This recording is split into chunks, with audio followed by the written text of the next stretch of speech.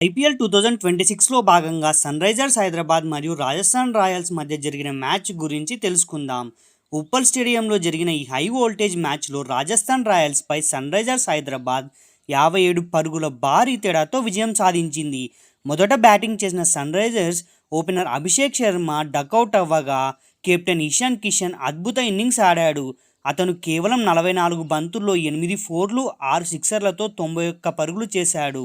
Heinrich Klaasen 40 పరుగులు, నితీష్ కుమార్ రెడ్డి 28 పరుగులతో రాణించడంతో SRH 20 ఓవర్లలో 6 వికెట్ల నష్టానికి 216 పరుగులు చేసింది.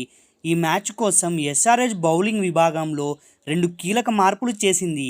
హర్షల్ పటేల్ మరియు జయదేవ్ ఉనద్గత్ను పక్కన పెట్టి యువ ఆటగాళ్లు ప్రఫుల్ హింగే మరియు సాకేబ్ హుసేన్లను జట్టులోకి తీసుకుంది.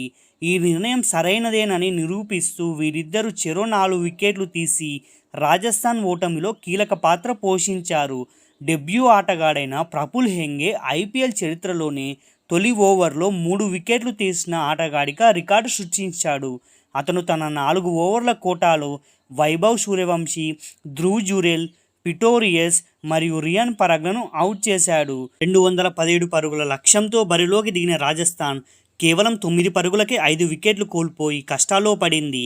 ఆ సమయంలో ఫెరీరా, రవీంద్ర జడేజా 6వ వికెట్కు 122 పరుగులు జోడించి జట్టును ఆదుకునే ప్రయత్నం చేశారు. అయితే సాకేబ్ హుసేన్ వీరి భాగస్వామ్యాన్ని విడదీయడంతో రాజస్థాన్ 19 ఓవర్లలో 159 పరుగులకే ఆలౌట్ అయింది. విజయంతో సన్‌రైజర్స్ హైదరాబాద్ పాయింట్ల పట్టికలో 9వ స్థానం నుంచి 4వ స్థానానికి చేరుకుంది.